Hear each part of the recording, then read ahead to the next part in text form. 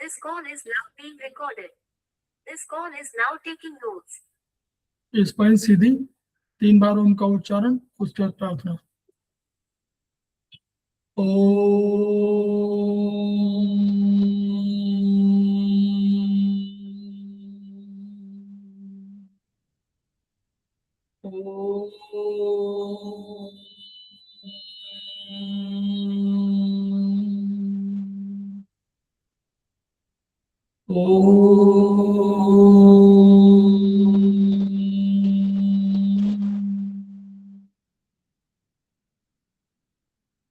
वह शांति हमें दो दयानिधे, कर्तव्य मार्ग पर डट जाए, पर सेवा पर उपकार में हम निज जीवन सफल बना जाए।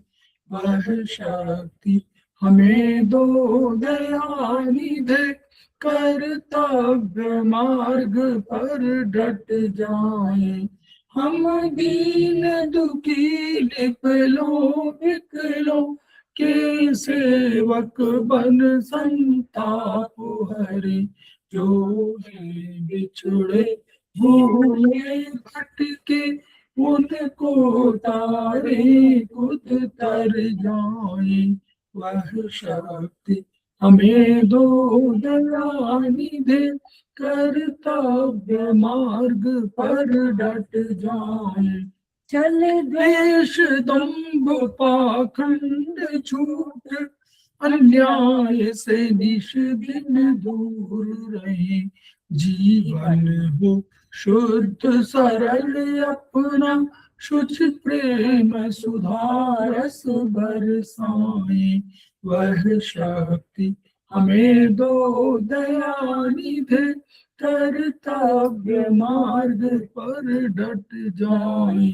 निज आन मान मर्यादा का प्रभु ध्यान रहे, अभिमान रहे। जिस देव भूमि में जन्म लिया, बलिदान उसी पर हो जाए।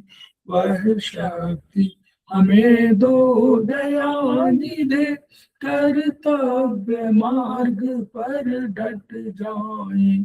पर सेवा पर उपकार में हम निज जीवन सफल बना जाए।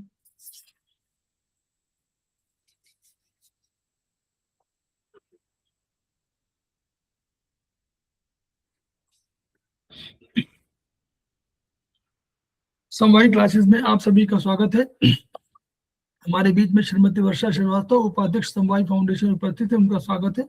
हमारे बीच में रेखा मैडम उपस्थित है, जो सीनियर थेरेपिस्ट है, उनका स्वागत है। हम उनका भी स्वागत कर रहे हैं जो वीडियो के माध्यम से इसको देखेंगे और सुनेंगे। हम लोग समवाय फाउंडेशन के सदस्य हैं और हम लोग एक्यूप्रेशर शोध प्रशिक्षण एवं उपचार संस्थान प्रयागराज से संबद्ध हैं। वहाँ के मनीषी ब्रह्मलीन MP खेमकर सर के ऋणी हैं, जिनकी वजह से संस्थान को यह शोहरत प्राप्त हुई है और हमारी इस एक्यूप्रेशर विधा को इतनी ख्याति और इतनी उन्नति मिली है। खेमकर सर के कुछ सपने हैं, उनके कुछ मोटो हैं। उनका मोटो है each one reach one, each one treat one, each one teach one. इसी को आपके माध्यम से जन जन जागरण अभियान के तहत सारे संस्थान में फैलाने का हमारा सपना है। और हमें विश्वास है कि विधा जो अपेक्षाकृत कम खर्चीली है, उसका लाभ केवल आपको ही नहीं मिलेगा, आपके घर परिवार पास पड़ोस इष्ट मित्र बंधु बांधव को ही नहीं मिलेगा, वरन समस्त मानवता को मिलेगा। इसी विचार के साथ हम लोग आज की क्लास की शुरुआत करने जा रहे हैं। हम लोग सेमेस्टर 1 पर चर्चा कर रहे हैं, चाइनीज एक्यूप्रेशर और आयुर्वेदिक एक्यूप्रेशर पर। तो आज हम लोग आयुर्वेदिक एक्यूप्रेशर पर चर्चा करेंगे, जो उनका 10 उत्पत्ति का सिद्धांत है।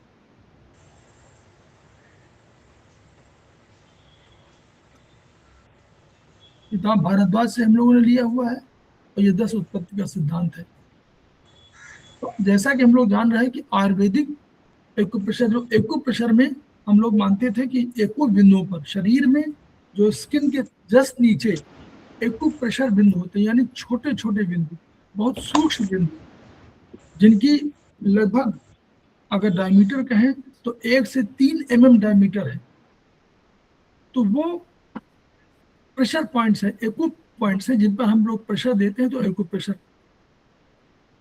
अब आयुर्वेद की शाखा है, आयुर्वेद भारतीय दर्शन है।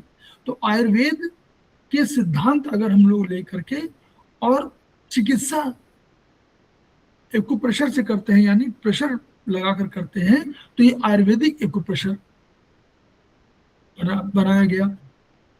अब आयुर्वेदिक एक्यूप्रेशर में अगर आयुर्वेद की बात करें कि आयुर्वेद क्या है, तो आयु प्लस वेद, वेद माने ज्ञान और आयु माने जो हमको लाइफ स्टाइल है, जो हमारा जीवन दर्शन है, जो हमारे जीवन है, उसकी बात है। तो यहाँ आयु की परिभाषा हम लोगों ने अलग अलग देखी थी, तो यहाँ उन पर हम लोग चर्चा अधिक नहीं करते हैं। बस ये है कि आयु का जिसमें ज्ञान हो वो आयुर्वेद है। और उस आयुर्वेद के सिद्धांतों को, जैसे आयुर्वेद का सिद्धांत में पंच महाभूत है, 5 और अतिरिक्त द्रव्य हैं, और वहां पर वात पित्त कफ का कंसेप्ट है। तो ये आयुर्वेदिक सिद्धांतों को एक्यूप्रेशर के हिसाब से चिकित्सा कर दी जाए, तो ये आयुर्वेदिक एक्यूप्रेशर की एक शाखा बनती है। आयुर्वेद में आयु के जो आयु के हम लोग परिभाषा दिखा था, उनमें लिखा था शरीर इंद्रिय सत्पात संयोगो धारी जीवितम। यानी हम लोगों ने कहा था कि हम कहा था कि शरीर इंद्रिय मन और आत्मा के संयोग को आयु कहते हैं। यानी सब चीजें हों, शरीर भी हो और 5 ज्ञानेंद्रिय और 5 कर्मेंद्रिय ये भी फंक्शन करती हों, और मन और आत्मा इनका सब संयोग एक साथ होता हो, तभी हम लोग आयु कहेंगे। तो ये हम लोगों ने देखा था, ये डिफरेंट परिभाषा थी और जो अन्य विधाओं से डिफरेंट है। पंच तत्व हम लोगों ने कहा था 5 तत्व हैं हमारे, और इनको हम लोग पंच महाभूत कहा था। आकाश वायु अग्नि जल पृथ्वी, इनको हम लोगों ने कहा था कि ये पंच महाभूत है।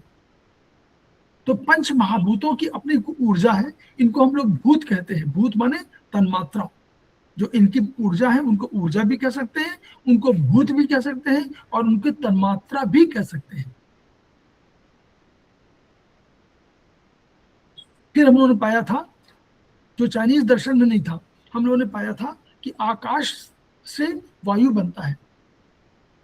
आकाश के गुण वायु में भी है, वायु के गुण अग्नि में है, अग्नि के गुण जल में है, जल के गुण पृथ्वी में है। यानी पृथ्वी में सबके गुण है, आकाश के भी हैं, वायु के भी हैं, अग्नि के भी हैं, जल के भी हैं। तो ये जो अब अलग से एक उनके एक शब्द स्पर्श रूप रसगंध दो तन्मात्राएं कहते हैं।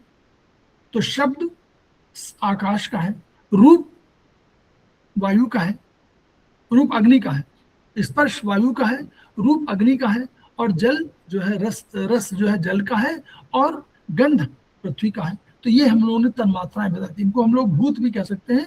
तो अगर कोई बताए पूछे कि भूत क्या है, तो बता दीजिए तन्मात्राएं। तो ये वही हम लोगों ने जब भी कहा कि ये, तो पृथ्वी में सभी है, शब्द भी है, स्पर्श भी है, रूप भी है, रस भी है, गंध सभी है। अब हम लोग आकाश की बात करते हैं। तो आकाश को एक आवरण के रूप में, आच्छादन कवरिंग के रूप में माना गया। दो चीजें कही गई। आप जब आकाश की बात करें तो आकाश का हम लोगों ने देखा था, इसके गुणों में देखा था अप्रतिघात, नॉन रेजिस्टेंट इसकी विशेषता रही। तो हमने कहा ये उसका गुण है। ये कोई अगर आप हवा में कोई चीज प्रहार करें तो उसका रिएक्शन नहीं होता है, जबकि नॉर्मली ये सिद्धांत है कि नॉर्मल एक रिएक्शन होता है। तो यहाँ आकाश में कोई रिएक्शन नहीं है, तो नॉन रेजिस्टेंट है, अप्रतिघात है। तो इसको कवरिंग के रूप में माना गया। तो जो शरीर में कवरिंग होगी उसको हम लोग मान लेंगे आकाश।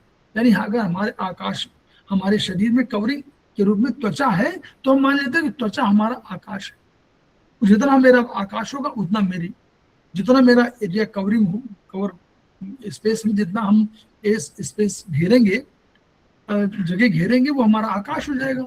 जो कोई मोटा होगा उसका आकाश अधिक होगा, जो पतला दुबला होगा आकाश अधिक होगा। 1 मिनट है सर, आती हूँ, बेल बजी, 1 मिनट।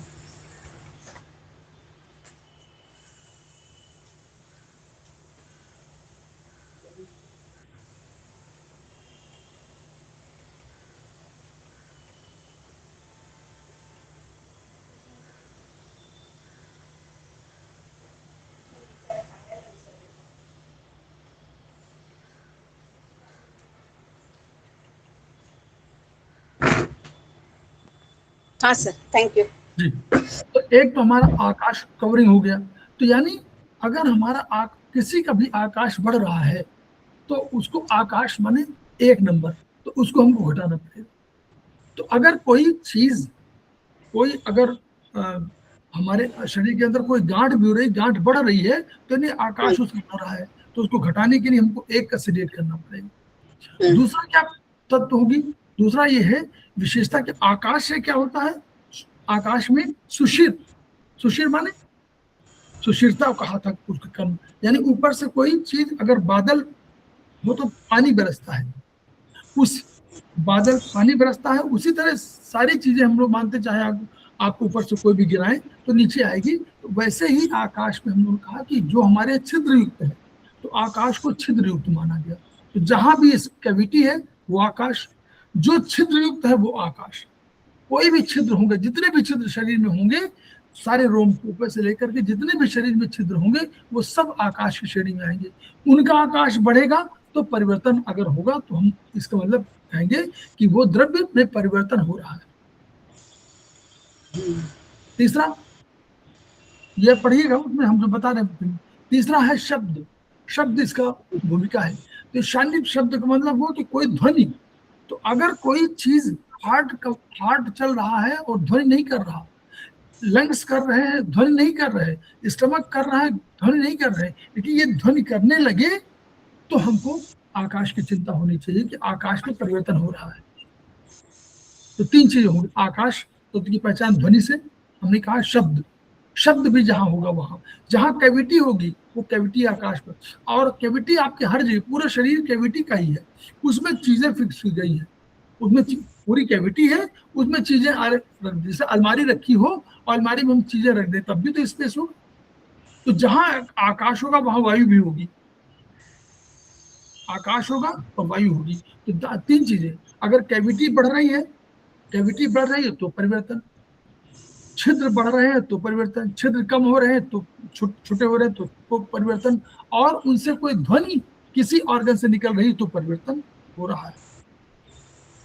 वायु निरंतर गतिशील बने रहना, चलना जीवन है, जीवन चलने का नाम कहते हैं ना, जीवन चलने का नाम है, यानी गतिशील। हर पूरे हमारे जब तक हम जीवित हैं तब तक हमारा शरीर का अंग प्रत्यंग गति कर रहा है, आंख पैर आंख कान नाक मुंह सब जब गति हो रही है, हार्ट लंग्स स्टमक पेरिकार्डियम कहनी चाहिए, हार्ट लंग्स सारे फंक्शन, लीवर सब स्प्लीन सब फंक्शन कर रहे हैं, क्यों मूवमेंट कर रहे हैं।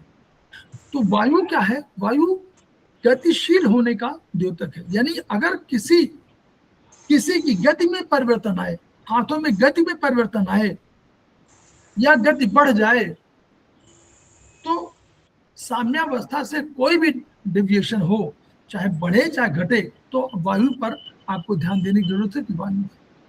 दूसरा क्या है?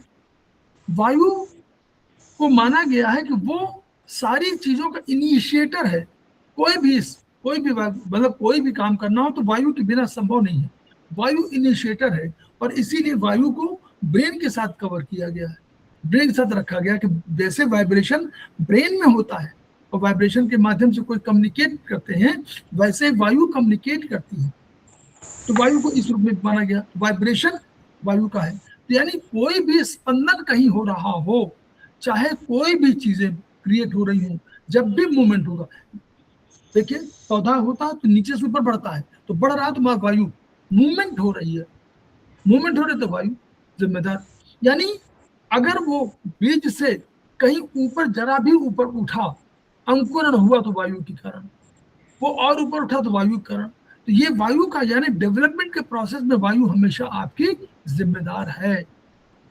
तो कोई भी चीज जन्म से लेकर के और उसमें तब तक पूरे शरीर के डेवलपमेंट के लिए वायु जिम्मेदार है, शारीरिक और मानसिक दोनों। दूसरा हमने कहा वायु अगर नाराज हो गई, यानी वायु अगर चाहे इंटरनल विंड हो चाहे एक्सटर्नल विंड हो, बाहर की वायु प्रभावित है और अंदर भी वायु है, तो वायु अंदर की प्रभावित हो या बाहर की प्रभावित हो, हमको ध्यान देना पड़ेगा। और तीसरा उसका स्पर्श, वायु जैसे आकाश में स्पेस होगा तो वायु होगी, जहां भी स्पेस होगा वहां वायु होगी, तो वायु का बढ़ना भी खतरनाक, वायु का कम होना भी खतरनाक। वायु की वजह से मूवमेंट मूवमेंट पैरों का, हाथों का, जोड़ों का, कहीं भी कुछ हो रही हो तो धड़कना बढ़ जाए घट जाए, वायु जिम्मेदार। श्वास गति बढ़े घटे, वायु जिम्मेदार। वायु जन्म से लेकर के और मूवमेंट तक सारे कोई भी डेवलपमेंट के प्रोसेस में वायु है। और स्पर्श, वायु से ही स्पर्श का, वायु ही आकाश से संपर्क करती है वायु, तभी आपको कोई चीज समझ में आती है। स्पर्श कोई लगेगा तो वायु, स्पर्श वायु का है, और आकाश माने कोई भी स्किन। तो हमने कहा कि स्किन से कोई हम टच कर रहे हैं तभी हमको मालूम पड़ेगा कि कोई टच कर रहा है। यानी वायु और आकाश का ये बहुत बड़ा गठजोड़ भी है। अग्नि,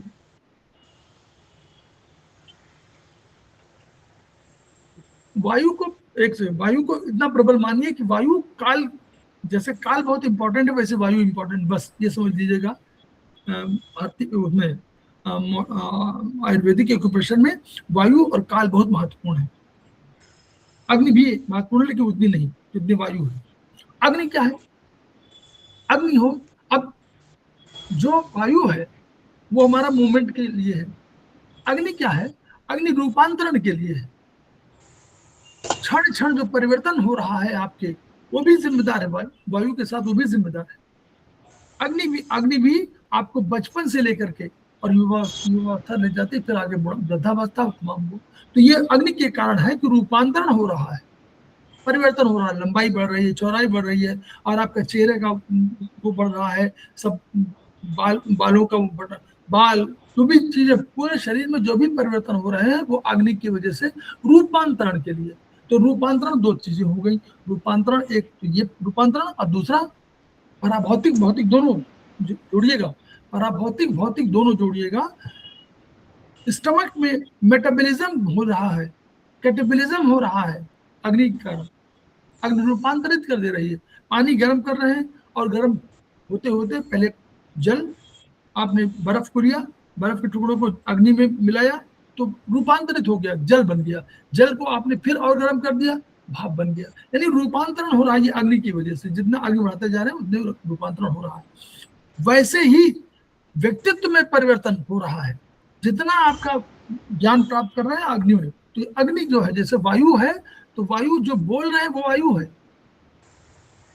तो जानिए अगर हम बोल रहे हैं तो ये वायु के कारण है, और अग्नि आप समझ रहे हैं ये अग्नि के कारण है। रूपांतरण, पचाना, पाक, प्रभा, प्रकाश, वर्ण, चेहरे का सौंदर्य वायु अग्नि के कारण, प्रभा और प्रकाश और वर्ण, और उसके बाद पाक माने पचाना। कोई चीज पचा ले रहे हैं आपने किसी ने पराभौतिक में आपको किसी ने कुछ बताया, आपने तुरंत दूसरे बता दिया, यानी पाचन ठीक नहीं है, अग्नि ठीक नहीं। अग्नि जो है पचाती है। तो ये जो है अग्नि का रूप, अग्नि के दो रूप है। फिर अग्नि ही इस अग्नि के संसर्ग की वजह से ही वायु, अग्नि की जो भूमिका है वो आपकी जिसको कहना चाहिए कि दाहकता, वो कहते हैं गर्मजोशी। तो कोई मिल रहा है गर्मजोशी से तो अग्नि कारण, तो वो उसका जो गर्मजोशी से मिलना, अच्छा मिलना, ये उसमें है। और हस्बैंड वाइफ के रिश्ते में अग्नि इंपॉर्टेंट है, वहां अग्नि होनी चाहिए, दाहकता होनी चाहिए, तो वो दाहकता भी होनी चाहिए, वो अग्नि तत्व की अभिव्यक्ति है। तो वो फिर डिटॉक्सिफिकेशन भी इसका काम है, चीजों को रूपांतरित शुद्ध कर देती, सोना को तपा देती है। सोने को तपाइए तो सोना, जो शुद्ध सोना अलग और उसका जो वेस्टेज है वो अलग। तो डिटॉक्सिफिकेशन काम भी अग्नि करती है। तो अग्नि हम लोग लीवर में रखा है, याद करिए लीवर है ना, तो लीवर डिटॉक्सिफिकेशन काम करता है। हार्ट को रखा वायु में, मूवमेंट का दिक्कत करता है। आकाश को रखा हम लोगों ने लंग्स में रखा है, क्योंकि दोनों चीज, लंग्स जैसे आकाश सोख लेता है आपके सब गंदगी को, वैसे ही कार्बन डाइऑक्साइड को वो बाहर निकालता है। तो वैसे ही चीज वो, तो अग्नि को जो है रूपांतरण करती है। तो हम लोगों ने अग्नि दाहकता की वजह से कोई है। अपने स्वाभाविक रूप से चेंज हो जाएगी। तो और पराभौतिक में जो आपको समझ में आ रहा है अच्छा सा, वो अग्नि के कारण है। जल, अगर शरीर में अग्नि हो तो नष्ट हो जाए, नष्ट कर दे पूरे अधिकरण। अग्नि में कहीं जला दीजिए तो अग्नि देखती नहीं है, वो अपने अधिकरण को ही नष्ट कर देती है। अधिकरण माने घर, अपने घर को ही नष्ट कर देती है। लेकिन जल, हमारे शरीर में जल भी है, उसको बैलेंस करता है। जो अग्नि की दाहकता है उसको वो जल अपने उसमें बैलेंस कर देता है। लेकिन जल की वजह से ही सारा कोई भी जुड़ाव, संयोग केवल जल की वजह से हो सकता है। जल अग्नि के साथ मिलकर एक एक द्रव्य बनाता, वो एक हमारा वो बनाता है, शक्ति बनाता है, बल बनाता है। उसका नाम हम लोग पित्त कहते हैं। वो पित्त बल है। वो पित्त बल अग्नि के बल की वजह से क्या करता है, वो भी तो बहुत कहा दाह प्रभाव प्रकाशवर्ण, तो जो परिवर्तन करता है, डिटॉक्सिफिकेशन करता है, तो वो और पाचन करता है, वो जिम्मेदार किसके लिए, कौन, पित्तरस। तो अग्नि तत्व दाहकता उसको खत्म करने के लिए, उसको कम करने के लिए, जोड़ने के लिए जल तत्व आया और वो दोनों को मिला दे रहा है। दोनों अलग है। एक का गुण है शीतलता, जल का शीतलता, और उसका क्या है, दाहकता, उष्णता, तीक्ष्णता। तो इसलिए जल के साथ कोई कठोर व्यक्ति को जोड़ दीजिए, आप कोई भी कठोर चीज, बालू सीमेंट वगैरह सबको जोड़ दीजिए, जल में मिला दीजिए, आपको एक कंस्ट्रक्शन के लिए हो जाएगी। मिट्टी किसी कोई ढेला लीजिए, नहीं हो रहा, जल मिला दीजिए, फूट जाएगा, कोमल हो जाएगा। तो ये जल का, और जल भी विषंद है। जल क्या करता है, विष को अपने में घोल लेता है और तब उसके बाद इसको वो डिटॉक्सिफिकेशन काम करता है, ये विषंद का काम करता है। विष को अपने में समाहित करके तब निकाल देता है। शीतलता जहां आवश्यकता हो वहां जल, दाहकता जहां आवश्यकता हो वहां तीन टोन। जल अधिक हो गया है तो जल को सिलेक्ट कर दीजिए, तो जल बाहर निकल जाएगा।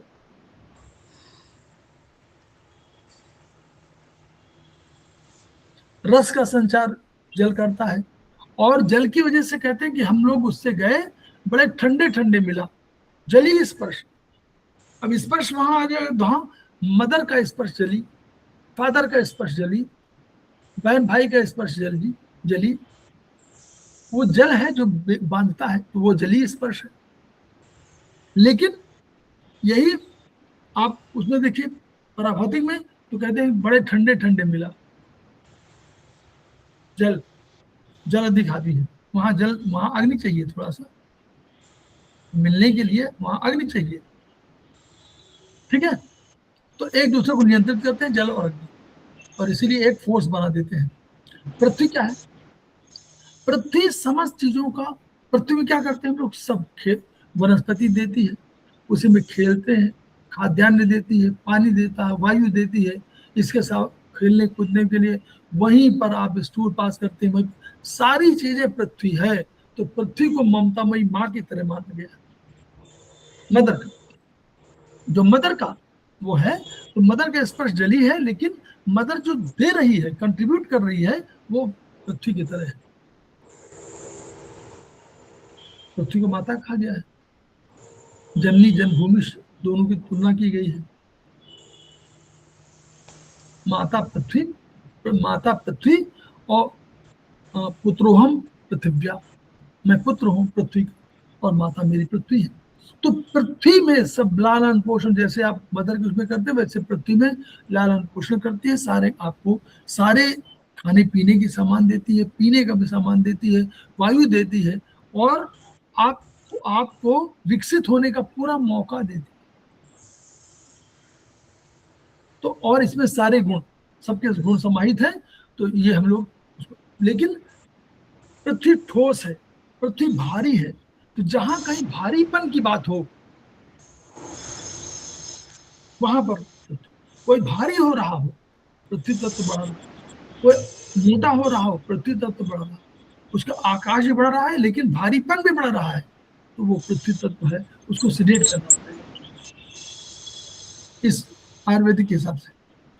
इंद्रियां हैं, ज्ञान इंद्रिया 5 है, 5 कर्म इंद्रिया जानते हैं हम लोग। कान, वही शब्द स्पर्श रूप रसगंध, उनके जो प्रतिनिधि है वही। तो कर्मेंद्रियां 5 है, हाथ पैर मुख ज्ञानेंद्रिय गुरुद्वार। तो ये इन ज्ञानेंद्रियां और कर्मेंद्रियां, तो हम लोगों ने पढ़ा था शब्द, पहला शब्द से कौन ज्ञान, पहला ज्ञानेंद्रिय कान, स्पर्श से शब्द स्पर्श त्वचा, रूप आंख, रस जीवा और नासिका गंध, इनसे हमारा ज्ञान होता है। तो ये हम लोग हमारे यहाँ आयुर्वेद में, नोट कर लीजिएगा, आयुर्वेद में बिना इंद्रिय के ज्ञान नहीं हो सकता। तो हमको जब भी, जो हमारी आंख है, ये हमारी आंख एपरेटस है, आंख के साथ एक इंद्री जुड़ी होगी तभी उसका ज्ञान होगा। तो इसको हम लोग चक्षुरेंद्रिय बोल देते हैं, त्वग इंद्रिय बोल देते हैं, इंद्रिय के रूप में लगा देते हैं। अगर इंद्रिय न बोले तो केवल एक क्या है, एक एपरेटस है, आंख एपरेटस है। उसके लिए ऑप्टिक नर्व, हम लोग मॉडर्न साइंस की बात कर रहे हैं, तो ऑप्टिक नर्व होती है जो उसको ले जाती है। ऑप्टिक नर्व ना हो तो वो केवल दिखाई नहीं पड़ेगा आंख से। तो इसलिए हमारे आयुर्वेद में इंद्रिय शब्द का इस्तेमाल जरूर करते हैं। घ्राणेंद्रिय, कर्णेंद्रिय, त्वगेंद्रिय, चक्षुरेंद्रिय, सब। ठीक है, क्लियर मैडम? Yes yes.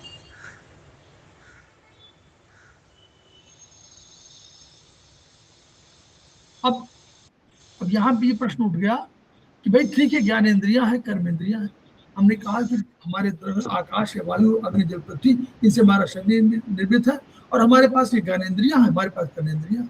अब प्रश्न ये उठा कि भाई ठीक है, आपने बता तो दिया, अब बताइए कैसे फंक्शन कर रही है। इंद्रियां तो हैं, हम समझ गए, किसके निर्देश पर कैसे काम कर रहे हैं, क्या फंक्शन कोई आधार होगा।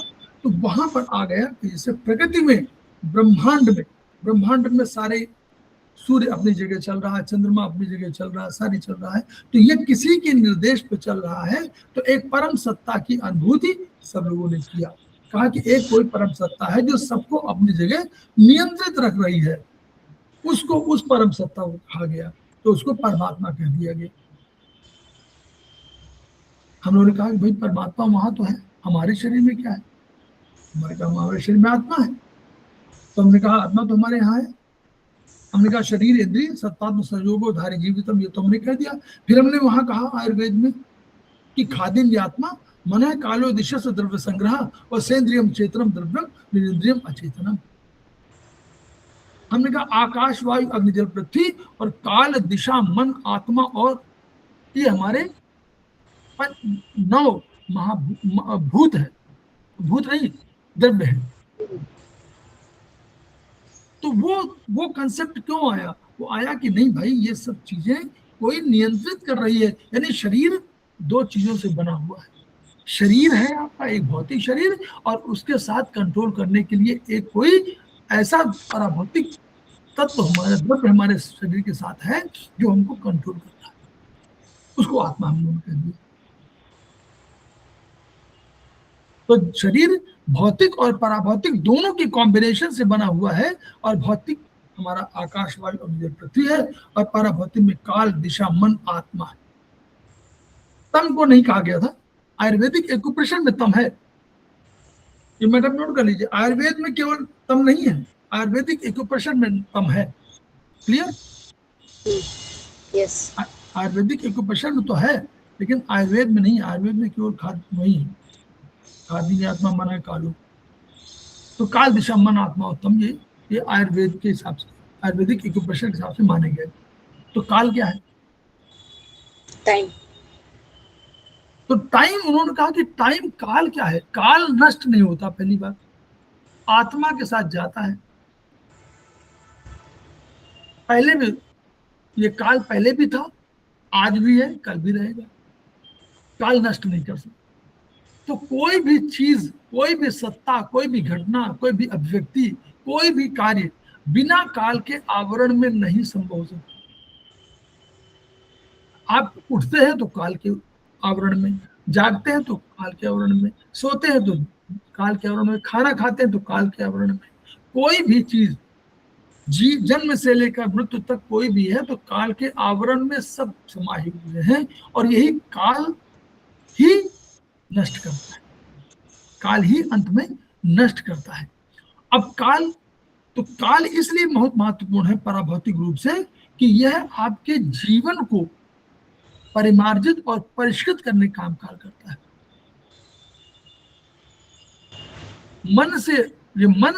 मन की तरह पावरफुल है, मन बहुत पावरफुल है, लेकिन काल भी कम पावरफुल नहीं है। वायु बहुत पावरफुल है, लेकिन काल उससे अधिक पावरफुल माना जाएगा, क्योंकि काल की अवहेलना कोई नहीं बर्दाश्त कर सकता, काल स्वयं बर्दाश्त नहीं करेगा। आप घंटा, मिनट, ये सब काल के रूप है कि आपका जाड़ा, गर्मी, बरसात काल का रूप है। 1 घंटा, 2 घंटा, 24 घंटे काल का रूप है। 365 दिन, 1 महीना, 30 दिन, ये सब काल के रूप हैं। तो काल की गणना इन्हीं रूप से की जाती है। ये समय इतना बीत गया।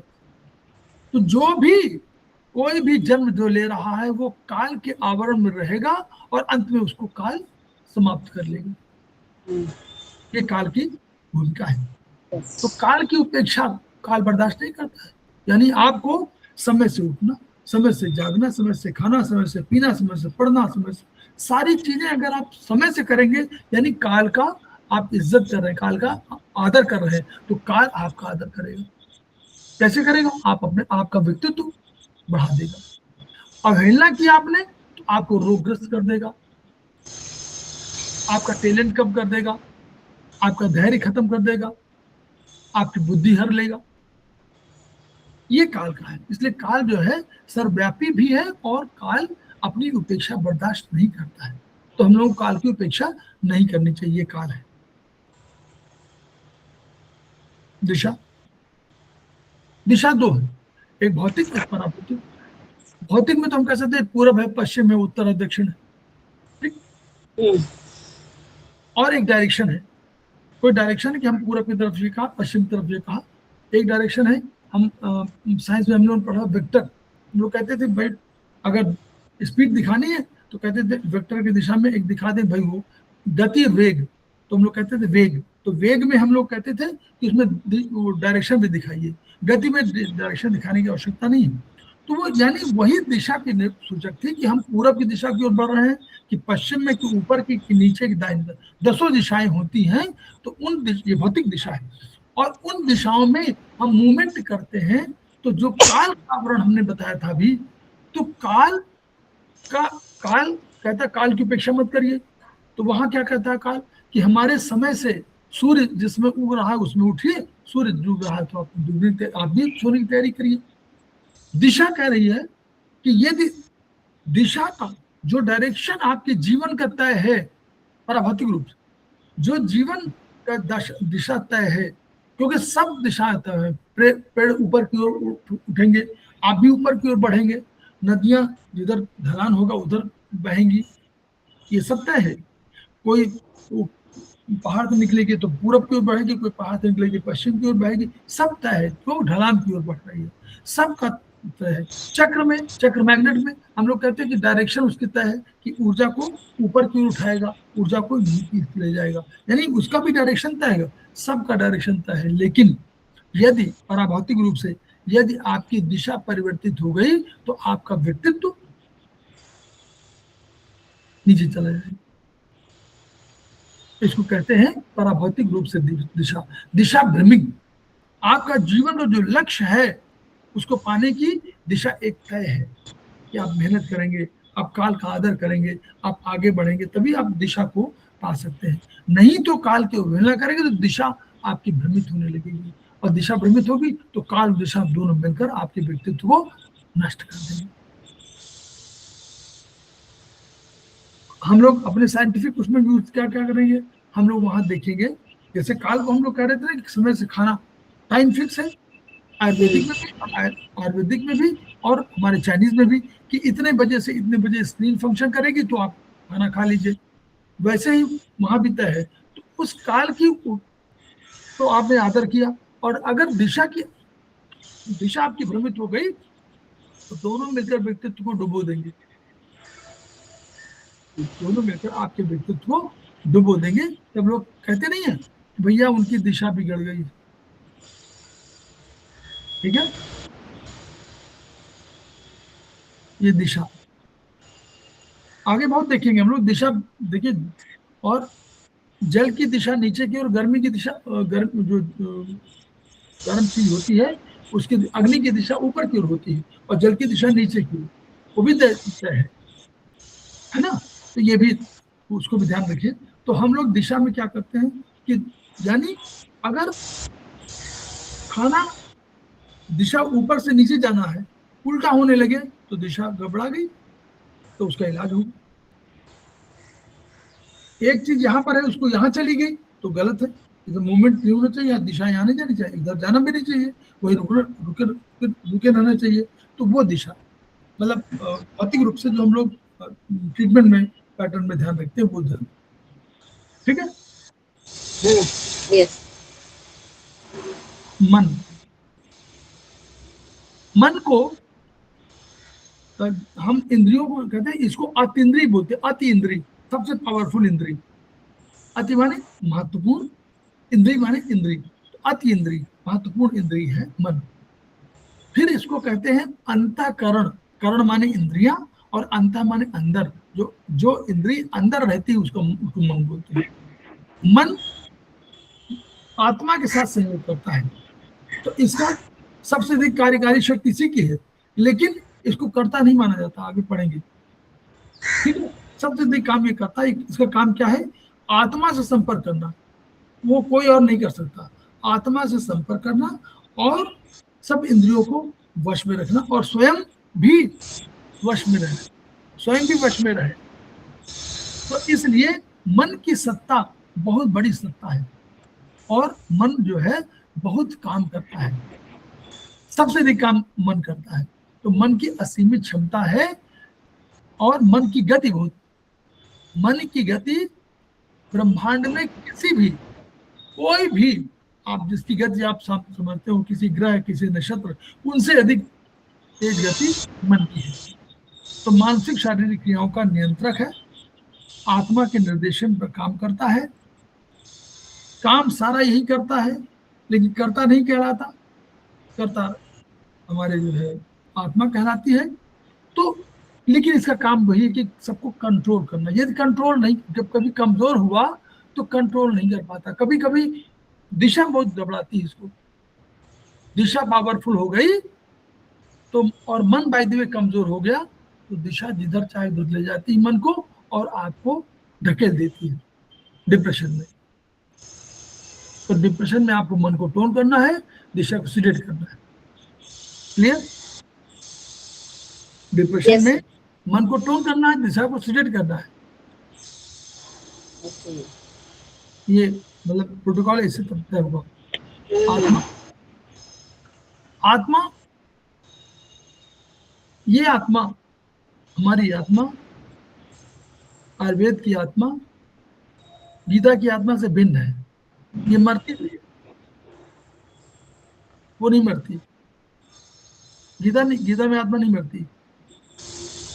Okay. जायते म्रियते वा कदाचिन नायम भूत्वा भविता वा न भूयः अजो नित्य शाश्वतोयम पुराणो न हन्यते हन्यमाने शरीरे।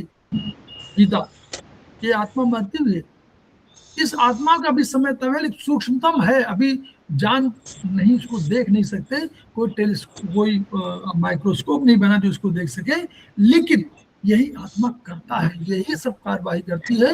और मन जो इंद्रियों के माध्यम से कोई सूचना लाता है आत्मा से बताता है, आत्मा निर्देशित करती है और उसके बाद मन काम करता है।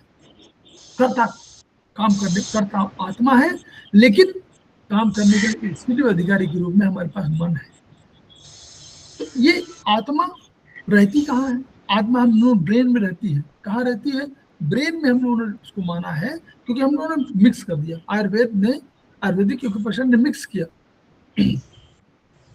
कि हमारी आयुर्वेदिक एक्यूप्रेशर ने मिक्स कर दिया कि हम कहाँ पर रहते हैं, इसको कहाँ करें। तो हमने कहा कि ब्रेन में रहते हैं, और कहा कोर ऑफ द ब्रेन, यानी ब्रेन का जो सबसे नीचे हिस्सा है, न्यूक्लियस ऑफ ब्रेन जिसको कह सकते हैं, वहां पर हमने कहा कि हमारी आत्मा वहीं सुरक्षित है, जहां पर न्यूक्लियस पड़े हुए हैं बीच में, इससे इतने के बीच में यहाँ कहीं अंदर पड़े हुए हैं क्या, कुछ न्यूक्लियस Yes, पड़ेगा, Lord. तो उन न्यूक्लियस में हमारे सब कुछ मान गया। तो उसको हम लोगों ने कह दिया कि हमारे यहाँ चेतना का विस्तार है, सूचनाएं लेती है और ऑर्डर देती है, ये काम है। लेकिन मन के बिना काम नहीं करती, ध्यान रखिएगा। आत्मा किसी भी शरीर में प्रवेश करती है, बिना मन के प्रवेश नहीं करती। आत्मा का कॉन्ट्रैक्ट है आयुर्वेद के हिसाब से सब शरीर के साथ, मैं इतने दिन तक आपके शरीर में रहूंगी। Hmm. शरीर कभी नहीं जान पाता कि आत्मा कब मरी, क्योंकि ये शरीर 10 शरीर बदल दिया आत्मा ने। पहले शरीर को कैसे मालूम होगा कि आत्मा हमारी 10वें में है, कहां पर है? इसलिए आत्मा को अजर अमर मान रहे हैं आयुर्वेद के। आयुर्वेद का कंसेप्ट है, गीता में बताइए। आयुर्वेद में ये भी मरती है, लेकिन पहले शरीर को मालूम नहीं पड़ सकता कि कब। जैसे आपको मालूम नहीं कि आपने आज से 20 साल पहले कौन सा कपड़ा पहना था, उसको न मालूम है कि वो उस कपड़े को कि आप कौन सा कपड़ा अब बदलेंगे। Hmm. तो उस अब से कोई पूछे तो कहेगा भाई वो तो अजर अमर है, हम तो मर गए, वो तो मरेंगे। तो वैसे ही है। तो ये अजर अमर का कंसेप्ट यहाँ पर है। ये आयुर्वेद की आत्मा ये मरती भी है, क्योंकि ये द्रव्य है। जब द्रव्य है तो द्रव्य जैसे जीवन लेगा वैसे मरेगा। तो जो भी कोई इंफॉर्मेशन है आएगी वो आएगी, और उसको कोई ऑर्डर रहेगा तो आत्मा देगी। इसलिए आत्मा सबसे अधिक सूक्ष्म होने के बावजूद सबसे अधिक पावरफुल है। तम क्या है? तम का मतलब अंधकार है। सब वस्तुएं यहीं से, पूरी सृष्टि यहीं से अंधकार में डूबी हुई थी। और अगर अब सेकेंड सेमेस्टर में जब में होगा तो उसमें बताएंगे कि ऋग्वेद मंडल में कहा गया कि उस समय कुछ नहीं था, जो एक परमेश्वर था वो, और ये सलिल की तरह एक प्रकृति थी। तो इससे उसने प्रकट किया, इस सृष्टि पैदा हुई और उससे फिर पूरा जीवन बना। तो पहले आकाश तत्व की उत्पत्ति हुई, कैसे? पहले शब्द, फिर शब्द से आकाश बना, फिर स्पर्श, तो वो वायु, इस तरह करके पूरा डेवलपमेंट हुआ। और इससे पूरी जो सृष्टि आ गई, तो यानी पहले अंधकार था और अब प्रकाशमान हुआ, तो सृष्टि प्रकाश में आ गई। ये सृष्टि बेकाल है। जैसे समाप्त होगा तो ये फिर तब में डूब जाएगा। सारे आपके ऑर्गन्स, जो शब्द, जो आपके शरीर ऑर्गन बने हुए हैं, ये आपको आकाश, वायु, अग्नि, जल, पृथ्वी, इनमें समाहित हो जाएंगे। तो ये फिर इसको बोलते हैं हम लोग कि ये सृष्टि प्रलय। तो सृष्टि प्रारंभ और प्रलय, तो सत्ता तम के शुरू हुई है और तम में ही समाहित हो जाती है। तो यही इसको बोलते हैं तम। ये तम को आयुर्वेद ने नहीं माना था सत्ता, आयुर्वेदिक इक्वेशन ने माना। सबके नंबरिंग सिस्टम वही है, 0 से लेकर 9 तक आत्मा, और तम को 0 मान लिया गया है। ये हम लोगों ने चक्र पहले बता दिया हुआ है कि जो सक्रिय ऊर्जा है वो एक तरफ, तो हमने जो कम सक्रिय ऊर्जा है वो एक तरफ, तो हम लोग 0, 1, 4, 5, 8 को एक तरफ माना है, और 2, 3, 6, 7, 9 एक तरफ माना हुआ है।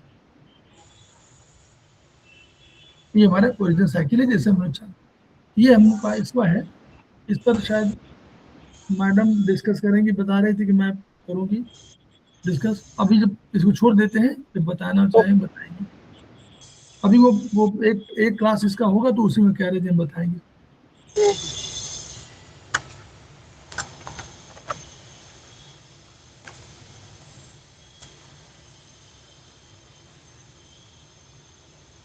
यहाँ बताया हुआ है, ये वो उसका जो हम उसका बताना चाह रहे हैं।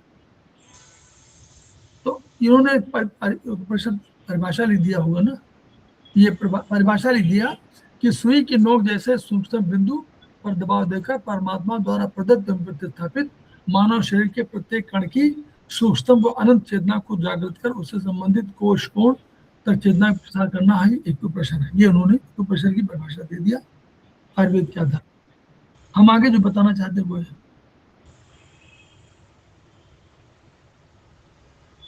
कि जो हम लोगों ने कहा, यहाँ पे बता दें थोड़ा सा पूरा डिटेल में। जब ये शरीर हमारा पंच महाभूतों से बना हुआ है, तो हम लोगों ने कहा कि चलिए महाभूत हमारे हैं, अब हमसे संपर्क कैसे हो, तो ये काल से हमारा नर्वस सिस्टम शुरू हो गया। तो हम लोगों ने मॉडर्न साइंस के हिसाब से एमलगेमेट कर दिया। हम लोगों ने मॉडर्न सिस्टम के हिसाब से एमलगेमेट कर दिया और हम लोगों ने कहा कि ठीक, तो काल की अनुभूति कहाँ से होती है, तो हमने कहा कि हमारी अनुभूति होती है कि जब कोई बाहरी वातावरण में परिवर्तन आता है तो हम मेडुला और स्पाइन के माध्यम से हमको संदेश मिलता है। मॉडर्न साइंस कहती है कि आपके स्पाइन से कोई भी इंफॉर्मेशन जाती है। तो वैसे ही हमको ठंडक, गर्मी, अनुभूति, कोई बारिश, कोई भूकंप, इन सब की सारी अनुभूति हमारी होती स्पाइन से। तो हमने स्पाइनल कॉर्ड को 6 नंबर पर डाल दिया। तो फिंगर नंबर 6 हमारी यहाँ थी, लेफ्ट रिंग फिंगर, उसमें हम लोग कहा कि यहाँ नर्वस सिस्टम यहाँ से शुरू होगा। उसमें हमने देखा कि मेडुला मेन है जो यहाँ पर है और ये हमारा स्पाइन पूरी है। तो इस स्पाइन के टॉप पर हमारा मेडुला है। तो हमने मेडुला को देखा तो मेडुला महत्वपूर्ण था, उसको हमने कप जॉइंट में किया। जो इन ऑर्गन या जो वैसे ऑर्गन थे उनको हमने रखा था महत्वपूर्ण, उनको कप जॉइंट में, और हमारा जो यंग ऑर्गन था उसमें हम लोगों ने स्पाइन रख दिया। स्पाइन को हमने टॉप पर रख दिया, ऊपर की जॉइंट। नाउ जब आगे आया तो आगे हमने देखा कि मेडुला के बाद जो हमारा ब्रेन स्टेम कहलाता है, मेडुला, फिर पोन्स, और फिर पोन्स के ऊपर हमारा मिड ब्रेन। तो पोन्स के सामने इसी पैरेलल में हम लोग देखा तो सेरेबेलम है। तो हम लोगों ने पोन्स और सेरेबेलम को एक उसमें मान लिया। तो मेडुला के बाद हम लोगों ने फिंगर नंबर 7 में पोन्स को रख दिया ऊपर और उसको रख दिया सेरेबेलम को नीचे।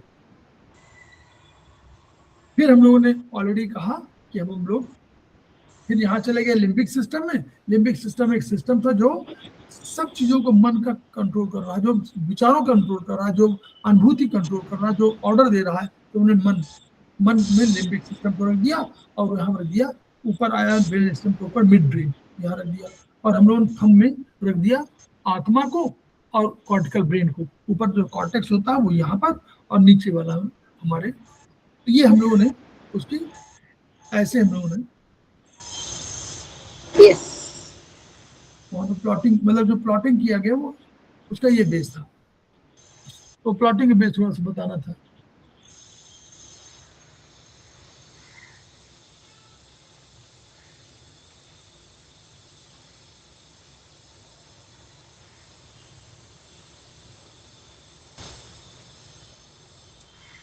तो अब अगर आपको अब जब वो ये शुरू हुआ तो भाई कैसे ट्रीटमेंट करें, तो हमारे यहाँ ये शुरू हो गया कि पहला diagnosis and treatment by finger and toe testing. मतलब डायग्नोसिस माने निदान और उपचार कैसे। एक सेकंड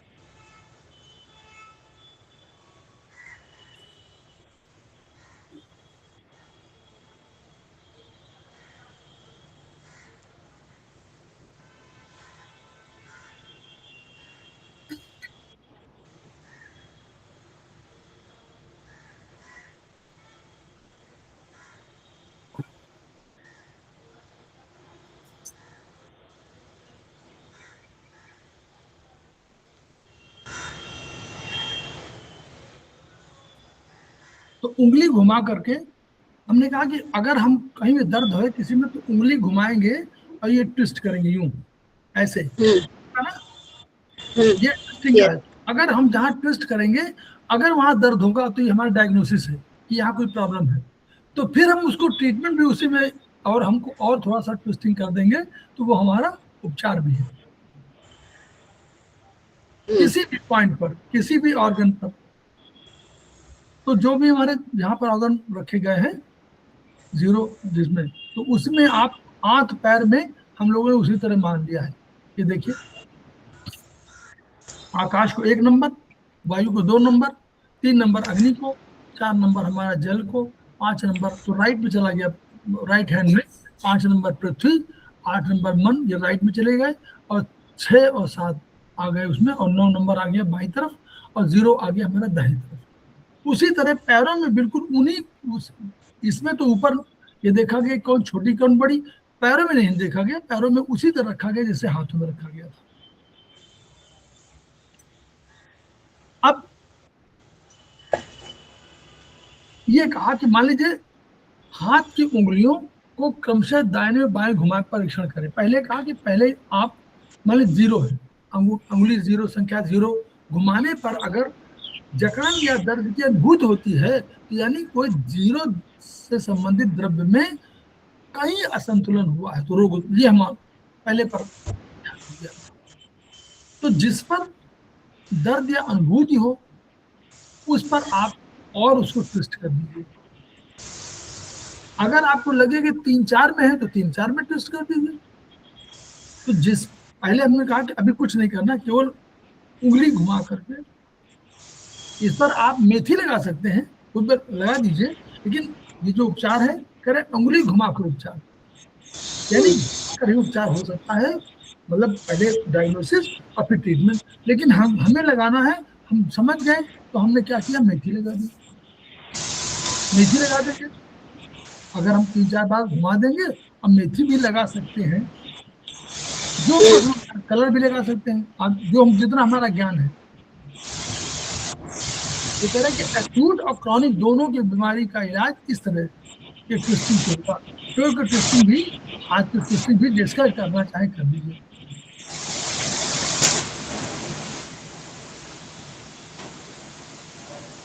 उनका कि हाथ पैर की उंगलियों को 0 से लेकर 9 तक की संख्याओं में विभाजित किया गया है। तो इसमें देखिए उन्होंने कहा कि शरीर की बॉडी सिस्टम को, शरीर के ऑर्गन को, सबको हम लोगों ने इसी तरह किया हुआ है। तो जहां जैसा पाए वैसे ही आप उसका उपचार कर सकते हैं, सिस्टम का भी उपचार और ऑर्गन का भी उपचार। 0 0 इन्होंने क्या कहा कि दाहिने हाथ और दाहिने पैर का अंगूठा, दाहिने हाथ और दाहिने पैर का अंगूठा, दाहिने हाथ दाहिने पैर का अंगूठा तम है।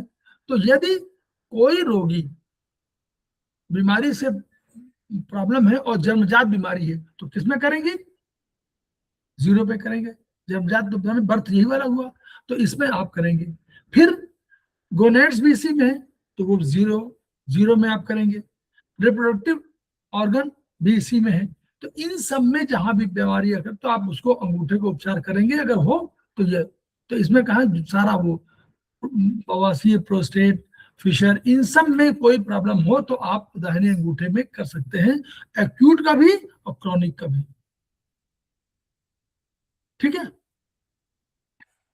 वो कह रहे हैं कि देखिए अगर पुरानी बीमारी है तो पैर का करिए, लेकिन ऐसा नहीं है कि ये कहा कि कंसेप्ट ये है कि अगर आपको ऊपर वाला करना है तो एक्यूट, और नीचे में करना है तो आपको क्रॉनिक। पैर के अंगूठे में तो क्रॉनिक, और हाथ में करना है तो आपको एक्यूट।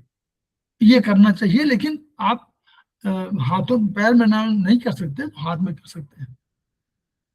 फिर एक एक द्रव्य का आकाश है, तो कोई फेफड़े में प्रॉब्लम हो, बड़ी आंत में प्रॉब्लम हो, तो खांसी, जुकाम, सांस फूलना इनसे हो तो आप उस पर ट्विस्टिंग कर दीजिए 1 नंबर की उंगली पर, और उसमें जो है आप ऊपर लार्ज इंटेस्टाइन है, नीचे आपका लंग्स है, तो आप इसमें अगर ट्विस्टिंग करेंगे और आपको लग रहा है कि कोई वो है तो उसमें मेथी लगा दीजिए।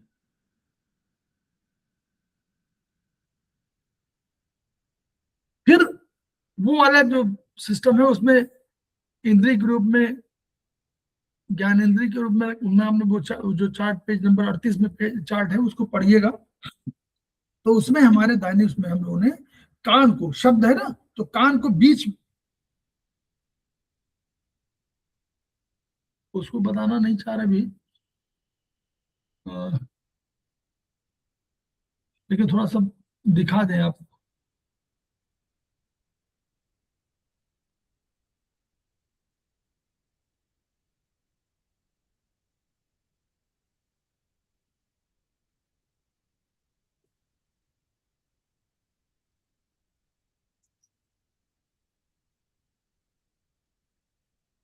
ये देखिए जो आपका है,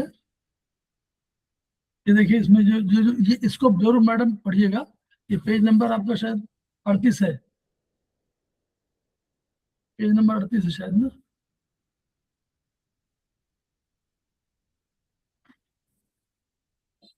38, पेज नंबर 38 है शायद, ये अपने उसमें देखिएगा, पेज नंबर 38 है ये। तो ये वाली जो है देखिए कम में, इसमें बस एक ही अंतर कर लीजिएगा आप।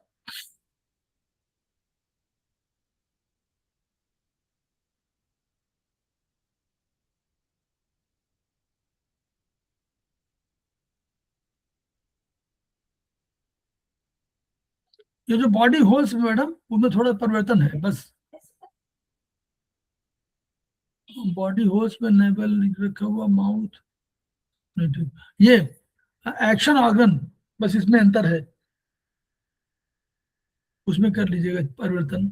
उसमें थोड़ा सा ये जो है मन में हमारा रिप्रोडक्टिव ऑर्गन है, तो ये चेंज हो गया है।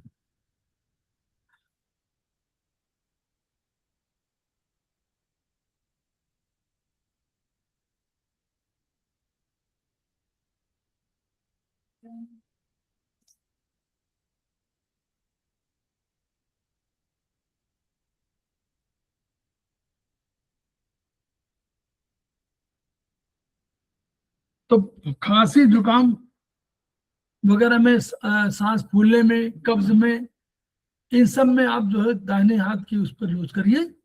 और अगर आपको अ, विशिष्ट उपचार करना हो तो वो उसके लिए भी उंगली के नीचे जोड़ पे कर लीजिए, और लार्ज साइन का ऊपर वाला हो जाएगा बस, ठीक है। और क्रॉनिक डिजीज की बात कर रहे हैं तो क्रॉनिक वाला पैर में, पैर के उसमें करिए, और एक्यूट वाला करना तो ऊपर कर लीजिए, ठीक है।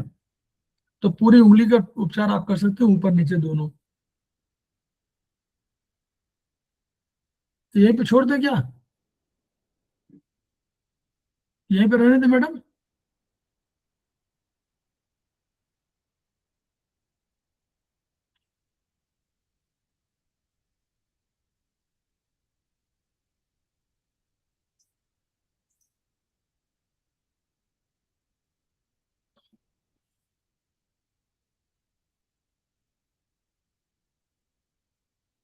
यहीं पे रोक देते हैं, आगे हम लोग उसको बता देंगे उसको, कुछ रह गया है तो।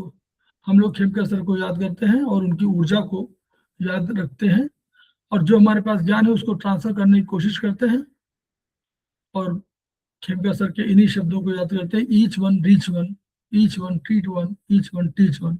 इन्हीं शब्दों के साथ हम लोग ब्रेक देते हैं 5 मिनट का, फिर हम लोग आते हैं।